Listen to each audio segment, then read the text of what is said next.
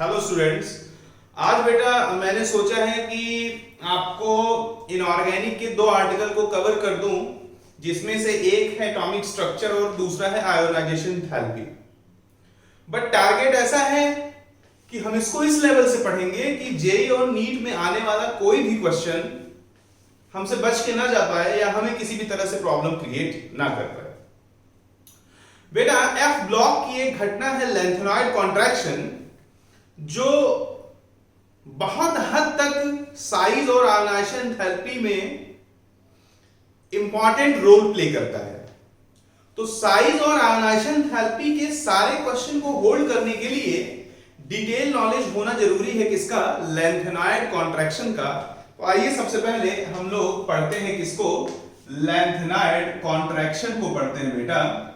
तो lanthanoid contraction जो है वो है क्या सरकार, ये आप जरा समझिएगा।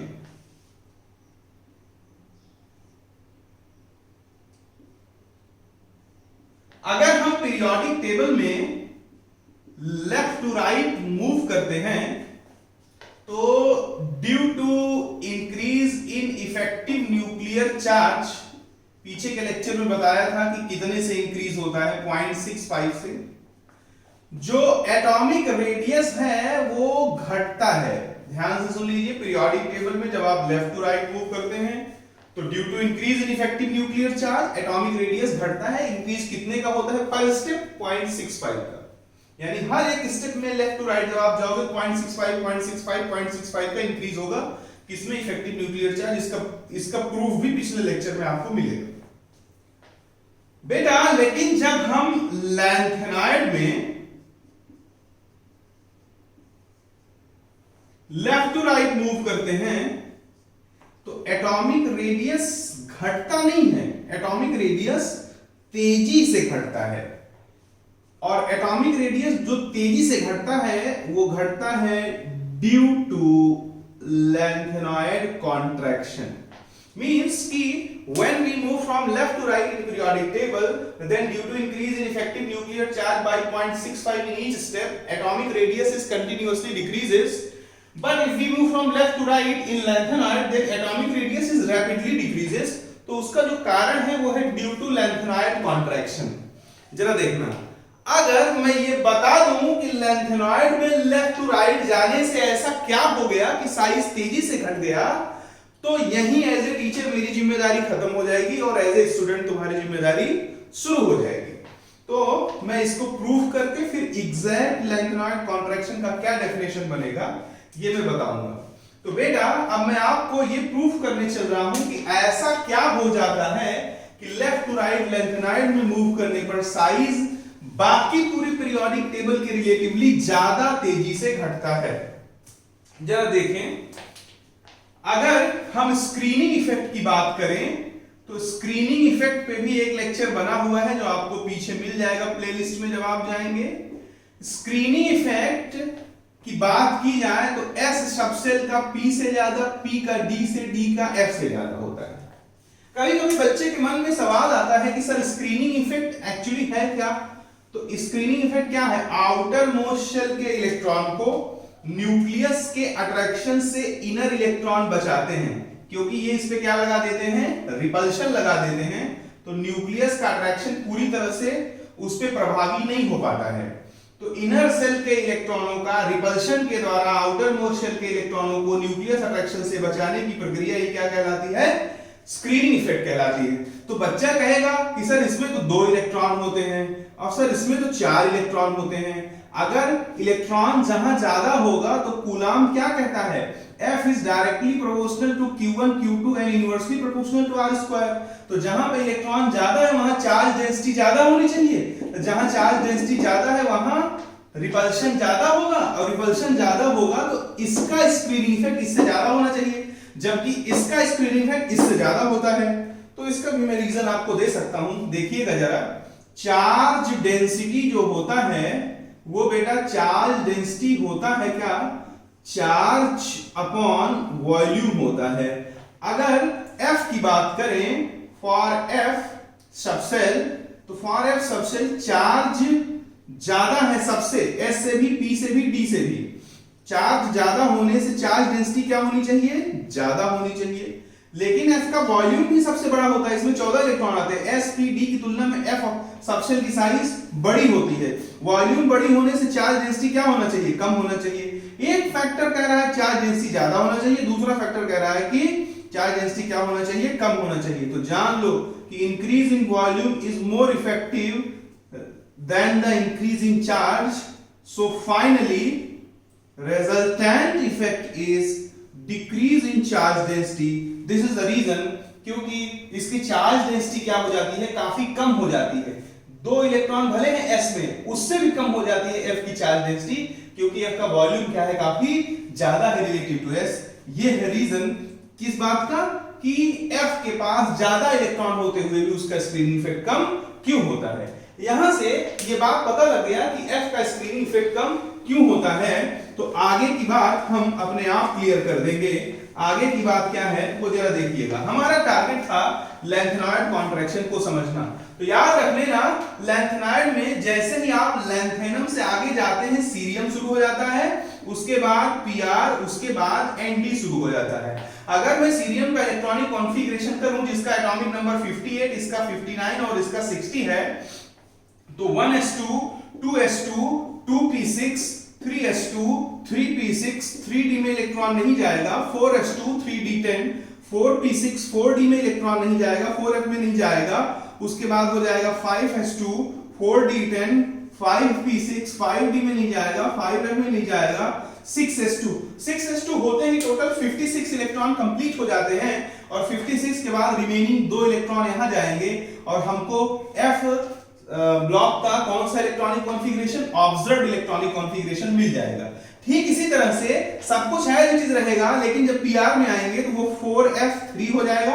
एज इट इज Nd में जब आएंगे तो 4f4 हो जाएगा, and so on for the furthers. बेटा अब जरा देखिए कि जैसे ही लैंथेनम के बाद आप आगे गए, तुरंत 4f खुल जाएगा कि नहीं खुल जाएगा, क्योंकि 4f यानी लैंथेनाइड का पहला एलिमेंट ये है। तो 4f की शुरुआत कहां से होगी, सीरियम से हो जाएगी। अब जहां F आ जाएगा, बताओ आउटर मोस्ट शेल के इलेक्ट्रॉनों को सीरियम से पहले F नहीं शील्ड करता था। केवल कौन कौन करते थे, S, P और D। कहां, सीरियम से पहले। लेकिन सीरियम और उसके बाद आउटर मोस्ट शेल के इलेक्ट्रॉनों को कौन शील्ड करने लगेगा, 4f शील्ड करने लगेगा। और बेटा जब 4f शील्ड करेगा तो इसका जो स्क्रीनिंग इफेक्ट है F का वो सबसे कम है। तो जब स्क्रीनिंग इफेक्ट घटेगा तो ऑब्वियस सी बात है कि न्यूक्लियर अट्रैक्शन क्या हो जाएगा, बढ़ जाएगा, क्योंकि दोनों एक दूसरे के परस्पर विरोधी कॉन्ट्राडिक्टरी इवेंट्स हैं। अगर ये घट जाएगा तो न्यूक्लियर अट्रैक्शन क्या हो जाएगा, बढ़ जाएगा। और फाइनली साइज क्या हो जाएगी बेटा, साइज क्या हो जाएगी, घट जाएगी। अब यहां मैंने आपको बताया कि क्योंकि लैंथेनाइड्स में सीरियम के आगे जाने पर 4f सबसेल खुल जाता है और F का स्क्रीनिंग इफेक्ट कम होता है, इसलिए लेफ्ट टू राइट जाते हैं तो साइज जो है वो बाकियों की तुलना में क्या हो जाती है, तेजी से घट जाती है। क्योंकि लैंथेनाइड को कौन सील करता है, 4f भी सील करता है। बाकियों में जितने भी पीरियोडिक टेबल में एलिमेंट्स हैं एक्सेप्ट ऑफ एक्टिनॉइड, क्योंकि एक्टिनॉइड में 4f भी करेगा और 5f भी करेगा। लेकिन एक्टिनॉइड कॉन्ट्रैक्शन हमारे सिलेबस में नहीं है, क्योंकि सारे के सारे एक्टिनॉइड्स क्या हैं, रेडियो एक्टिव एलिमेंट्स हैं। होता है एक्टिनॉइड कॉन्ट्रैक्शन भी, बट उसे हमें पढ़ना नहीं है। तो पूरे पीरियोडिक टेबल में लैंथेनाइड के अलावा जहां भी किसी एलिमेंट को तुम उठाओगे उसको सिर्फ S, P और D शील्ड कर रहे होंगे, लेकिन लैंथेनाइड्स को कौन शील्ड कर रहा होगा, 4f भी शील्ड कर रहा होगा। और F का शील्डिंग इफेक्ट सबसे कम होता है, इसलिए यहां पर shielding effect relative to others क्या हो जाता है, घट जाता है। और जब हम लेफ्ट टू राइट जाते हैं तो साइज तेजी से घट जाता है। और जब साइज तेजी से घट जाएगा तो इसी बात को क्या बोला गया है, लैंथेनाइड कॉन्ट्रैक्शन बोला गया है बेटा। अब जरा मैं एक लाइन में अगर बोलूं कि व्हाट इज लैंथेनाइड कॉन्ट्रैक्शन, तो जरा क्या हो जाएगा बताइए, कि ड्यू टू, चाहे तो नोट भी कर लीजिएगा, due to poor shielding effect of 4f subshell, due to poor shielding effect of 4f subshell when we move from left to right in lanthanoid, size is rapidly decreases and this phenomena is known as lanthanoid contraction. उम्मीद करता हूं कि मैं आपको लैंथनॉइड contraction proper way में समझा पाया हूंगा। अब लैंथनॉइड कॉन्ट्रैक्शन को समझने के बाद हमें आगे इसके इफेक्ट को जानना होगा। फिर से बोल देता हूं, लैंथनॉइड कॉन्ट्रैक्शन क्या था कि जब हम पीरियोडिक टेबल में लेफ्ट टू राइट मूव करते हैं तो क्या होता है, साइज घटता है। लेकिन जब हम लैंथनॉइड में लेफ्ट टू राइट मूव करते हैं तो साइज तेजी से घटता है। तो सवाल आता है ऐसा क्यों होता है? Due to poor shielding effect of 4f subshell. 4f का पुअर शील्डिंग क्यों होता है, पीछे मैंने एक्सप्लेन कर दिया है। पुअर शील्डिंग होने से क्या हो जाता है कि साइज तेजी से घट जाता है। भाई शील्डिंग पुअर होगा तो न्यूक्लियस का अट्रैक्शन क्या हो जाएगा, स्ट्रांग हो जाएगा, और न्यूक्लियस का अट्रैक्शन स्ट्रांग हो जाएगा तो साइज को तेजी से घटा देगा। अब जरा बात को आप समझें आगे, इसके इफेक्ट को। इसके इफेक्ट की बात करें तो हम लैंथनॉइड कॉन्ट्रैक्शन का इफेक्ट पढ़ना चाहते हैं एटॉमिक रेडियस पे। क्या पढ़ना चाहते हैं, देखिएगा जरा ध्यान से कि effect of lanthanoid contraction on atomic radius पढ़ना चाहते हैं। बेटा एटॉमिक रेडियस पे इफेक्ट पढ़ने से पहले हमें जानना जरूरी है कि एटॉमिक रेडियस कितने टाइप का होता है। तो जरा मैं स्पीड से बता देता हूं कि एटॉमिक रेडियस कितने टाइप का होता है।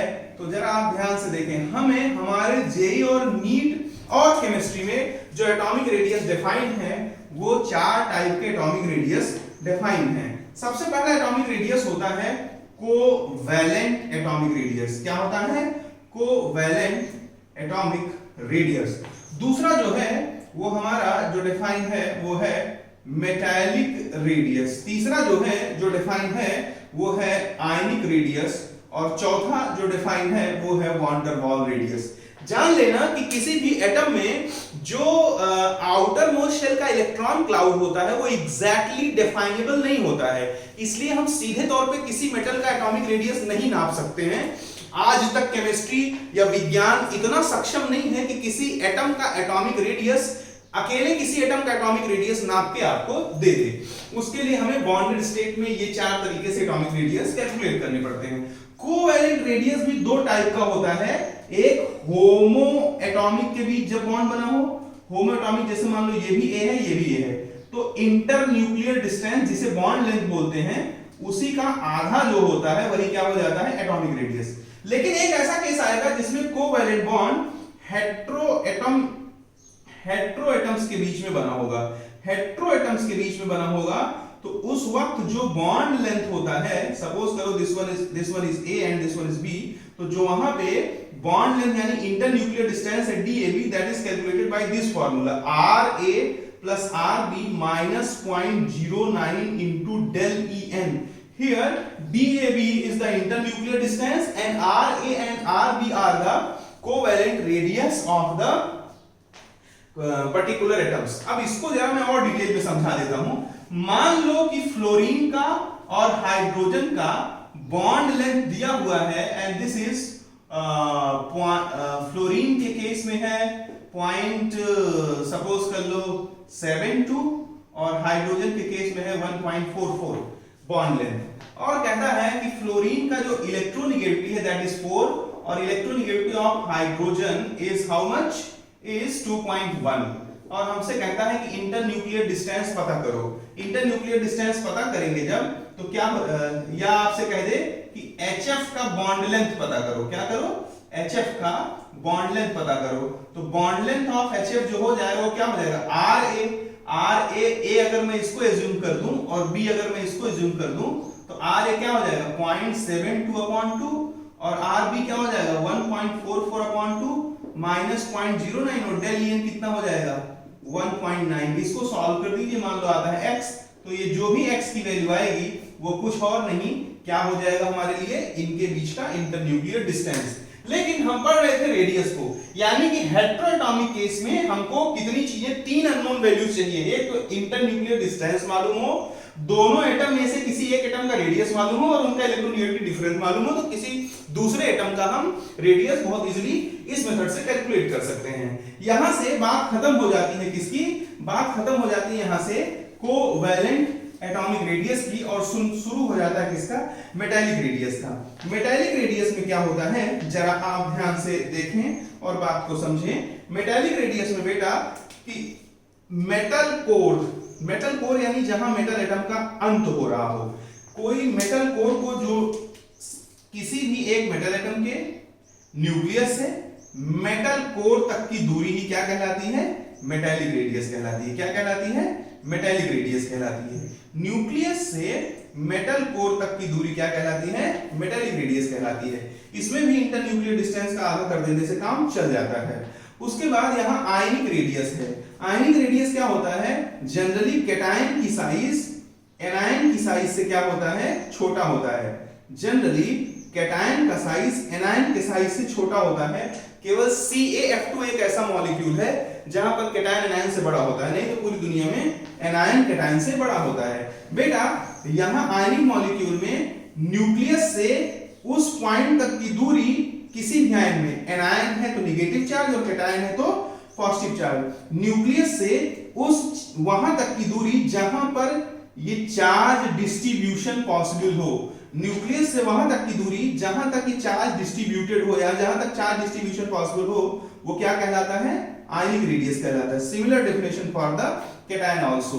What is the van der Waals radius? Van der Waals radius में क्या होता है कि दो अलग अलग अगर कोई मॉलिक्यूल है, जैसे हमारे पास कोई दो अलग अलग मॉलिक्यूल हैं और दो अलग अलग मॉलिक्यूल के दो अलग अलग एटम, ध्यान से सुनिएगा, two different molecules and their different atoms also. जैसे अगर हम इस डिस्टेंस की बात करें और ये डिस्टेंस सपोज कर लो y आता है, तो ये डिस्टेंस भी y आएगा। अगर ये Cl2 के लिए है सपोज, तो ये भी किसके लिए हो जाएगा, Cl2। तो दो अलग अलग मॉलिक्यूल में दो अलग अलग एटम के इंटरन्यूक्लियर डिस्टेंस का जो आधा होता है वही क्या कहलाता है, वैन डर वाल रेडियस कहलाता है। ध्यान से देख लीजिए, वही क्या कहलाता है, वैन डर वाल रेडियस कहलाता है। अब अगर हम साइज की बात करते हैं, तो साइज की बात करेंगे तो वैन डर वाल रेडियस सबसे ज्यादा होता है, उसके बाद मेटालिक रेडियस होता है, उसके बाद कोवैलेंट रेडियस होता है। ये तीन ऑर्डर है। आयनिक यहां पर नहीं लिखा हूं, उसके पीछे रीजन है, वो वेरिएबल केस होता है, कोई फिक्स ऑर्डर नहीं बता सकता मैं उसको। इन तीन के कंपेयर करने की बात अगर करेगा किसके किसके, वैन डर वाल, मेटालिक और कोवैलेंट, तो देख लो वैन डर वाल में कोई ओवरलैपिंग पॉसिबल नहीं है और दो अलग अलग मॉलिक्यूल के एटम है, तो ऑब्वियस सी बात है ये दूरी क्या होगी, ज्यादा। बट कोवैलेंट में देखो थोड़ा थोड़ा ओवरलैपिंग हुआ रहता है। ओवरलैपिंग होगा तो ऑब्वियस सी बात है कि इंटरन्यूक्लियर डिस्टेंस कम हो जाएगा। इंटरन्यूक्लियर डिस्टेंस अगर कम हो जाएगा तो उसका आधा जो भी होगा वो भी कम हो जाएगा। ठीक है, तो यहां से हमने देखा किसके बारे में, एटॉमिक रेडियस के बारे में, कि कोई एटॉमिक रेडियस कितने टाइप का होता है, कितने टाइप का एटॉमिक रेडियस हमें पढ़ना है। आगे रेटिंग हमें पढ़ी हुई है effect of lanthanoid contraction on atomic radius, जहां से हमें मजा आना शुरू होगा। जरा देखिए कि अगर लैंथेनॉइड कॉन्ट्रैक्शन की बात करें तो सबसे पहला जो सबसे भयंकर इफेक्ट है कि size of fifth and sixth period, fifth and sixth period is almost same।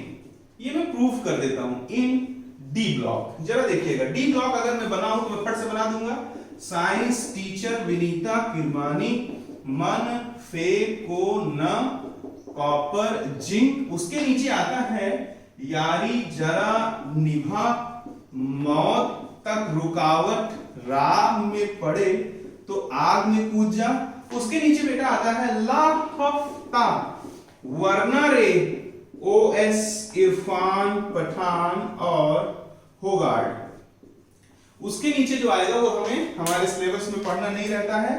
एक राइफल दबाए सागर भाई हस्ती मिटाकर देश को रंगीन करने निकले। कोई भी प्रॉपर्टी आप इसका नहीं पढ़ते हैं, उसके पीछे कारण है, कोई रेगुलर वेरिएशन है नहीं इसमें।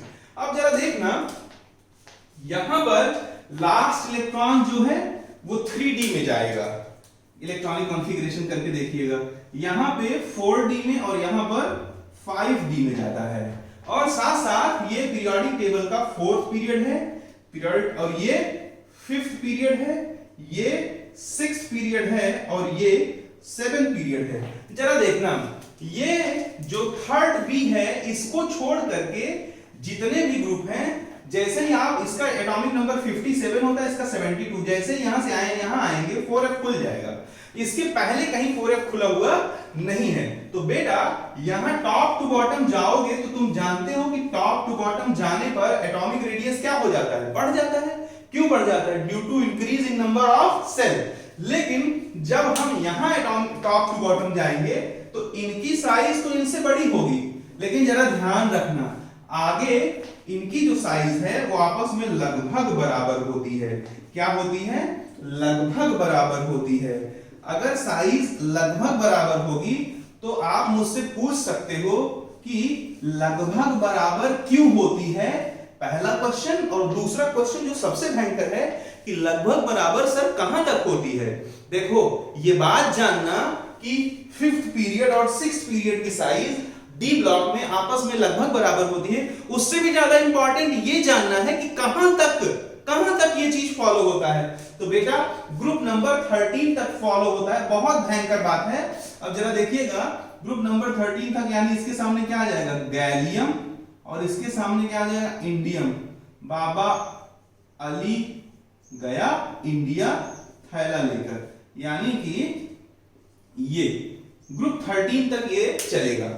अब मैं बता देता हूं ऐसा क्यों होता है। बताओ, टॉप टू बॉटम जाओगे तो शेल ऐड होगा तो साइज बढ़ना चाहिए, लेकिन यहां से यहां जाओगे 5th पीरियड से 6th पीरियड में तो शेल ऐड होने की वजह से साइज बढ़ेगा। बट 4f सबसेल खुल चुका है। 4f सबसेल के पुअर शील्डिंग इफेक्ट की वजह से क्या होने लगेगा? लेंथेनॉइड कॉन्ट्रैक्शन, और लेंथेनॉइड कॉन्ट्रैक्शन की वजह से साइज क्या हो जाएगा? घट जाएगा। फिर से ध्यान से सुनना, यहां से यहां जाएगा, due to addition of shell size बढ़ेगा, due to lanthanoid contraction size घटेगा, due to addition of shell size बढ़ेगा, due to lanthanoid contraction size घटेगा। एक फैक्टर कह रहा है कि साइज बढ़ेगा, दूसरा फैक्टर कह रहा है साइज घटेगा, बढ़ेगा घटेगा, यानी ऑलमोस्ट सेम रहेगा। तो इसलिए मैंने बता दिया कि लेंथेनॉइड कॉन्ट्रैक्शन का पहला इफेक्ट क्या हो गया कि 5th पीरियड और 6th पीरियड की साइज आपस में लगभग सेम होती है। 5th पीरियड को बोलते हैं 4d सीरीज और 6th पीरियड को बोलते हैं 5d सीरीज। क्यों? क्योंकि 5th पीरियड में लास्ट इलेक्ट्रॉन 4d में जाता है और 6th पीरियड में लास्ट इलेक्ट्रॉन किस में जाता है? 5d में जाता है। बेटा आगे जरा देखिए, अब आप बात को, यहां से इतनी बात खत्म होती है। अब मैं एक ऐसी लाइन बोलता हूं जो आपके लिए काफी कामगार रहेगा। वो लाइन ये है, effect of lanthanoid contraction on atomic radius is observed only till the group number 13। ठीक है, यहां से ये बात खत्म होती है और हमने लेंथेनॉइड कॉन्ट्रैक्शन का इफेक्ट किस पे देख लिया? साइज पे देख लिया। अब मैं आपको बताऊंगा लेंथेनॉइड कॉन्ट्रैक्शन का इफेक्ट साइज पे देख लिया। रुको एक चीज और याद आके बता दें, ग्रुप नंबर 3 में लेंथेनॉइड कॉन्ट्रैक्शन नहीं पाया जाता। पूछो क्यों? क्योंकि जब तुम इट्रियम से लेंथेनम तक आओगे तो 4f का अस्तित्व है ही नहीं। इलेक्ट्रॉनिक कॉन्फ़िगरेशन करके देख लेना, इससे यहां तक जाओगे तो 4f खुलेगा ही नहीं, 4f खुलता ही इसके बाद है। तो जब यहां और यहां में 4f है ही नहीं तो इसकी साइज इसके बराबर हो ही नहीं सकती, क्योंकि यहां तब लेंथेनॉइड कॉन्ट्रैक्शन होगा ही नहीं। आगे अगर बेटा हम चलें और आगे चल करके बात करेंगे जब हम आपसे किस चीज की, आगे हम बात करेंगे अगले इफेक्ट की। जब लेंथेनॉइड के एलिमेंट्स की बात की जाए तो ये सारे के सारे एलिमेंट्स हाइड्रोक्साइड फॉर्म करते हैं, जैसे LaOH whole thrice, CeOH whole thrice और dot dot dot LuOH whole thrice. जब हम लेफ्ट टू राइट जाते हैं तो इनका बेसिक कैरेक्टर घटता नहीं है, बेसिक कैरेक्टर तेजी से घटता है। तो मैं इस बात को डिफाइन कर सकता हूं कैसे? Due to lanthanoid contraction. जरा देखो, अगर मैं जनरली इसको m से डिनोट कर दूं तो ये m+3 के फॉर्म में है, सारे के सारे एलिमेंट्स जो लेंथेनॉइड के हैं। अगर हम लेफ्ट टू राइट जाएंगे तो m+3 का जो साइज है वो तेजी से घटेगा। तो covalent character according to Fajan rule, एक लेक्चर YouTube पे पढ़ा हुआ है, सॉल्युबिलिटी एंड थर्मल स्टेबिलिटी, जहां पर फजान रूल के बारे में कंप्लीट एक्सप्लेनेशन दिया गया है, देख लीजिएगा। साइज तेजी से घटेगा तो कोवैलेंट कैरेक्टर, साइज तेजी से किसका घट रहा है, कैटायन का, तो कोवैलेंट कैरेक्टर तेजी से बढ़ेगा। कोवैलेंट कैरेक्टर जब तेजी से बढ़ेगा तो आयनिक कैरेक्टर तेजी से घटेगा, और जब आयनिक कैरेक्टर घटेगा तो पानी के अंदर वही टूटता है जो आयनिक होता है। लेफ्ट टू राइट जाने पर आयनिक कैरेक्टर घट जाएगा तो इसका पानी के अंदर टूटने की टेंडेंसी कम हो जाएगी। तो tendency to release OH ion, tendency to release OH ion, ये भी क्या हो जाएगा, कम, जिससे फाइनली बेसिक कैरेक्टर भी क्या हो जाएगा, कम हो जाएगा बेटा। यहां से हमने लैंथेनॉइड कॉन्ट्रैक्शन के इफेक्ट को देख लिया। अब जरा देखिए, अब मैं तुम्हें एटॉमिक रेडियस का ऐसा ज्ञान दे देता हूं जो इस धरती पे 0.5% लोगों को भी नहीं पता होगा। अब जरा आप इसको गौर से देखिएगा और इसको होल्ड करिएगा। कोई भी क्वेश्चन आए तो माई कलाल इन 9 बातों में से कोई 10वीं बात नहीं ऐड कर सकता, जेई में और साथ साथ नीट में। तुम्हें लग रहा होगा सर आप इतने कॉन्फिडेंट कैसे हैं? बेटा मैं इतना कॉन्फिडेंट इसलिए हूं क्योंकि मैं पिछले 6 साल से यही काम लगातार कर रहा हूं। आप देख लेना, अगर एटॉमिक रेडियस पे क्वेश्चन आएगा तो इससे बाहर नहीं आ सकता। ये 8 बातें और 9 बातें हैं, ये टोटल 8 नहीं, जो बच्चे को कंफ्यूज करती हैं। जरा देखना वो 9 बातें क्या हैं। H माइनस की साइज लगभग बड़ी होती है Br माइनस से, कहीं कहीं बराबर भी दिया रहता है, यानी ग्रेटर देन और इक्वल टू। दूसरी बात, कॉपर की साइज जो होती है वो छोटी होती है जिंक से। तीसरी बात, आयरन, कोबाल्ट, निकिल आपस में लगभग बराबर होते हैं। कोई चीज लगभग बराबर है तब भी बड़ी छोटी हो सकती है। जैसे 3 भाई हैं ABC, ये कमाता है 10 रुपए, ये कमाता है 10.1 रुपीस, ये कमाता है 10.01 रुपीस, तो तीनों की अर्निंग लगभग सेम है। लेकिन अगर पूछा जाए एग्जैक्टली तो एग्जैक्टली सबसे ज्यादा B का है, फिर C का है, फिर A का है। यानी कि 3 लगभग बराबर चीजों में भी बड़ा या छोटा हो सकता है। तो आयरन, कोबाल्ट, निकिल लगभग बराबर होते हैं, लेकिन एक्चुअली आयरन बड़ा होता है कोबाल्ट से और कोबाल्ट बड़ा होता है निकिल से। तो दोनों ऑप्शन एक साथ नहीं दिया होगा क्वेश्चन में, या तो ये दिया रहेगा या ये दिया रहेगा।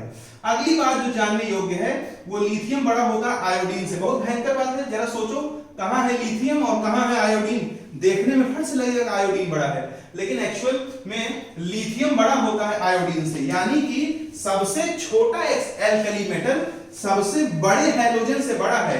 यानी मैं यहां से एक स्टेटमेंट दे सकता हूं कि सारे एल्कली मेटल सारे हैलोजन से बड़े होते हैं। बहुत इंपॉर्टेंट बात है। अब एल्युमिनियम और गैलियम में, हालांकि गैलियम नीचे होता है लेकिन जो साइज है वो किसकी बड़ी होती है, एल्युमिनियम की बड़ी होती है। लेफ्ट टू राइट जाने पर लैंथेनाइड में, किसमें, लैंथेनाइड में लेफ्ट टू राइट जब हम लोग मूव करते हैं तो एटॉमिक रेडियस तेजी से घटता है, लेकिन EU और YB ये 2 एलिमेंट ऐसे हैं जिनका एटॉमिक रेडियस जरा सा क्या हो जाता है, बढ़ जाता है।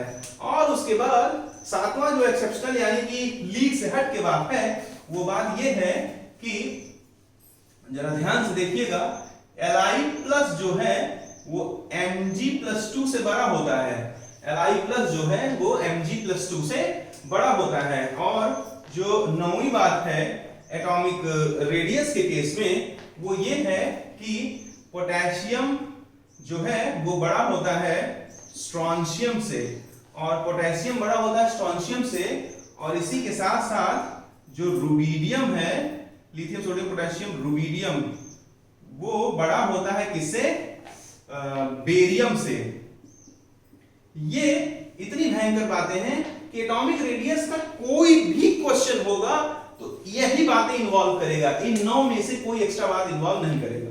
अब जरा देख लो कि क्वेश्चन बनता कितने तरीके से है। जरा देखिए, जैसे मान लीजिए कि आपसे पूछता है, सबसे पहला जो प्रॉब्लम क्रिएट करेगा आपके लिए वो है ये। मान लीजिए कि बोरॉन, एल्युमिनियम और कार्बन और सिलिकॉन, इनको कहता है एटॉमिक रेडियस के डिक्रीजिंग ऑर्डर में रखो।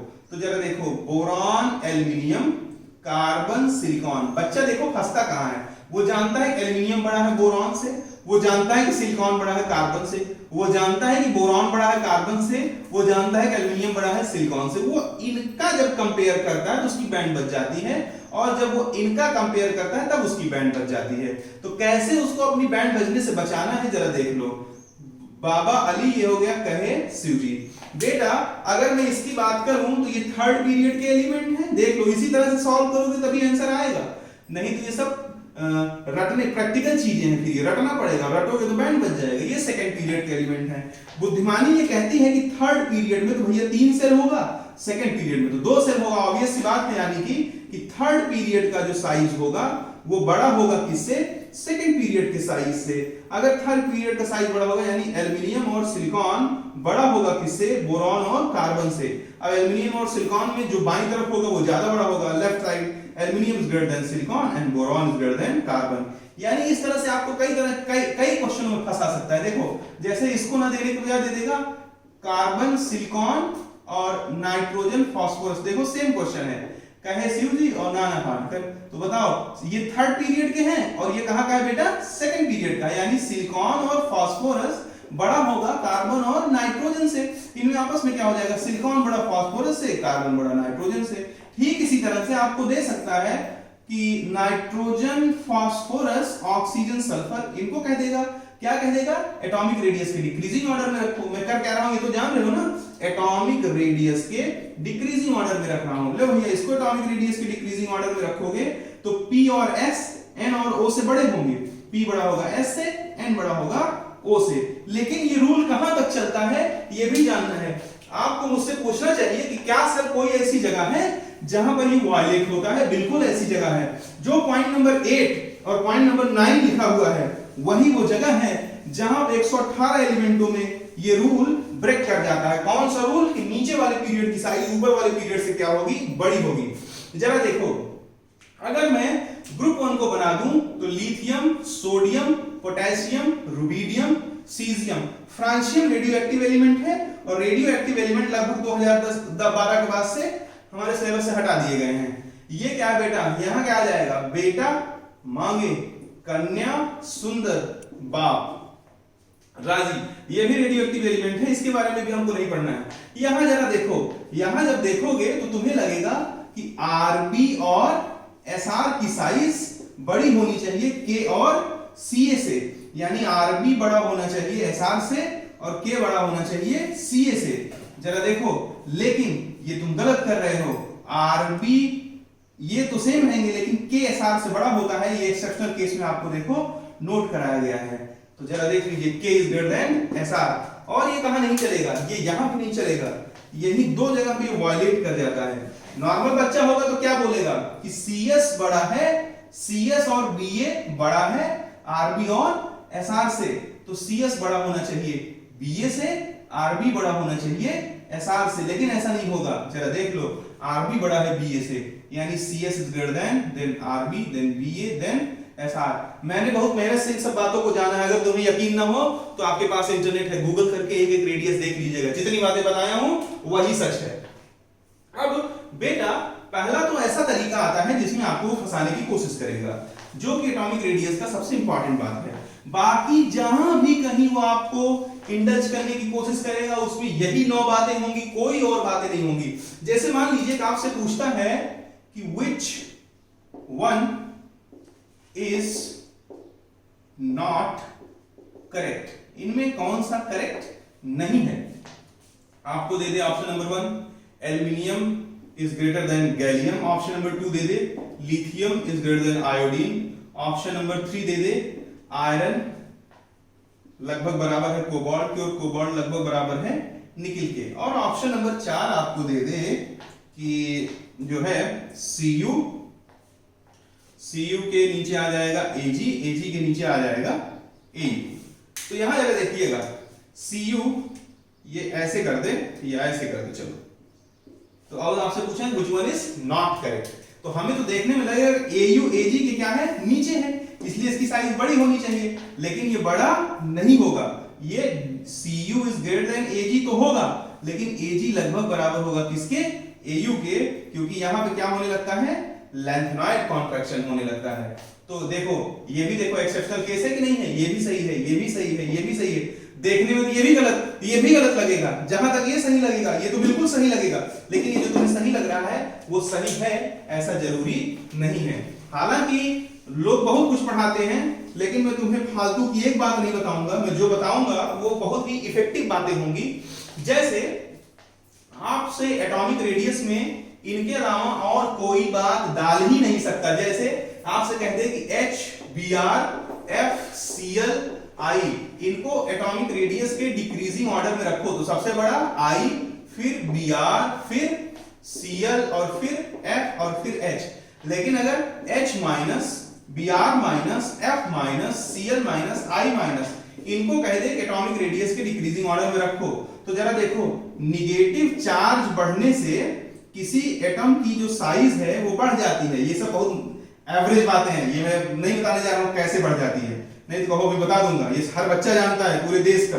तो जरा देखिए यहां पे क्या होगा, एटॉमिक रेडियस नेगेटिव चार्ज से बढ़ जाता है डिक्रीजिंग ऑर्डर, I माइनस सबसे बड़ा, उसके बाद जरा देखो H माइनस Br माइनस से भी बड़ा होता है। पहला पॉइंट देख लीजिए, I माइनस के बाद H माइनस आ जाएगा, H माइनस के बाद Br माइनस, फिर Br माइनस के बाद Cl माइनस, फिर F माइनस। अब ये कोई ऑर्डिनरी बात नहीं है, ये बहुत बड़ी बात है।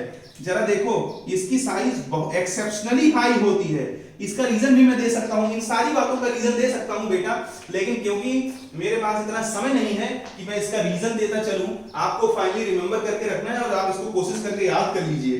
अगर बहुत ही ज्यादा दिक्कत है तो एक मैं अलग से 10 मिनट का लेक्चर बना के दे दूंगा जिसमें सारे एक्सेप्शंस के क्या होंगे, रीजन होंगे। अभी मैं आपको एक बात और बता देता हूं, एटॉमिक रेडियस जो डिपेंड करता है वो कितनी चीजों पे डिपेंड करता है जान लीजिए। सबसे पहला तो Z/E है, ये फालतू की बातें हैं, ये पूरी दुनिया जानती है।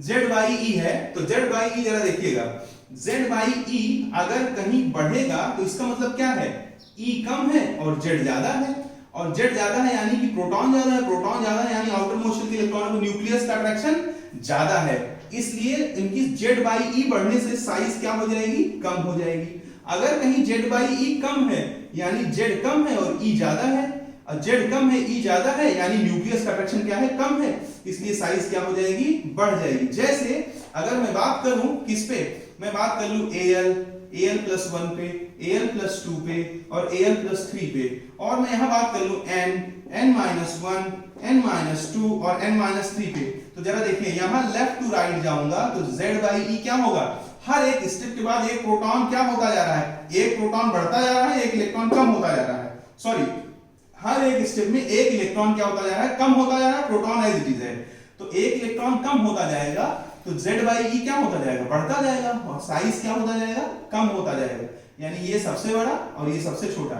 यहां जरा देखो हर एक स्टेप में प्रोटॉन कांस्टेंट है लेकिन इलेक्ट्रॉन बढ़ता जा रहा है, तो लेफ्ट टू राइट जाने पर अगर इलेक्ट्रॉन बढ़ता जाएगा तो Z/E घटता जाएगा, जिसका Z/E सबसे कम होगा उसका साइज सबसे बड़ा होगा, यानी ये देख लो ऐसी स्थिति हो गई। पहला तो एटॉमिक रेडियस पे Z/E का इफेक्ट मैंने बता दिया, अभी टाइम पास चीजें हैं लेकिन मैं इसे कंक्लूड कर देता हूं। दूसरा क्या है, दूसरा है आपका आइसो इलेक्ट्रॉनिक स्पीसीज। एक तो Z/E, दूसरा आप क्या पढ़ते हैं, आइसो इलेक्ट्रॉनिक स्पीसीज, जैसे Na+Mg+2 या आपका आ जाता है F- या आपका आ जाता है Al+3। इन सब में जब आप चेक करोगे तो पाओगे कि इलेक्ट्रॉन कितने हैं, 10 10 10 10। आउटर मोस्ट शेल के एक इलेक्ट्रॉन को यहाँ 9 इलेक्ट्रॉन धक्का दे रहा होगा, यहाँ एक इलेक्ट्रॉन को 9 इलेक्ट्रॉन धक्का दे रहा होगा, यहाँ भी एक इलेक्ट्रॉन को 9 इलेक्ट्रॉन धक्का दे रहा होगा, यहाँ भी एक इलेक्ट्रॉन को 9 इलेक्ट्रॉन धक्का दे रहा होगा। 9 इलेक्ट्रॉन धक्का दे रहा होगा तो यहाँ सारी जगहों पे इसमें और इसमें शील्डिंग इफेक्ट सेम है, लेकिन यहाँ 11 प्रोटॉन अट्रैक्ट कर रहे हैं, यहाँ 12 और यहाँ 9 और यहाँ 13। तो जहां पे न्यूक्लियस रिपल्शन सबके लिए इलेक्ट्रॉनों का सेम है लेकिन अट्रैक्शन न्यूक्लियस का अलग अलग है, तो जहां ज्यादा अट्रैक्शन होगा उसकी साइज क्या हो जाएगी, छोटी हो जाएगी, यानी कि atomic radius is inversely proportional to atomic number. Atomic number कुछ और नहीं होता, प्रोटॉनों की संख्या होती है, जिसका एटॉमिक नंबर सबसे ज्यादा उसकी साइज सबसे छोटी, और जिसका एटॉमिक नंबर सबसे कम उसकी साइज सबसे बड़ी, यानी कि F- सबसे बड़ा होगा, उसके बाद Na+ होगा, उसके बाद Mg+2 होगा, उसके बाद Al+3 होगा। ऐसे छोटी छोटी कई सारी बातें हैं, मैं कब तक बोलता रहूं बेटा, आप इन 9 बातों को याद रखें। जहां भी कहीं आपको फंसाने की कोशिश करेगा इन 9 बातों में से एक ही बात होगी, अगर इन 9 में से एक बात नहीं निकली आप मुझे फोन करके इन्फॉर्म कर दीजिएगा, सर देखो आपने कहा था नहीं निकली। मैं इस बात को पूरे कॉन्फिडेंस के साथ बोलता हूं, इन 9 बातों में से ही एक बात निकलेगी। पूरे जितने भी आपके पास राइटर की किताबें हैं, जितने भी कोचिंग के आपके पास बुकलेट है, खोल लीजिए और एटॉमिक रेडियस आर्टिकल उठा लीजिए, जहां भी कहीं आप फंसोगे वो इन्हीं 9 बातों में से एक बात होगी। इनको 9 बातों को कम से कम तो 9 बार लिखिएगा और याद करिएगा, जिससे आप पूरी तरह से एटॉमिक रेडियस को होल्ड कर पाएंगे। एटॉमिक रेडियस नाम के लेक्चर में आज के लिए इतना पर्याप्त है। Thank you.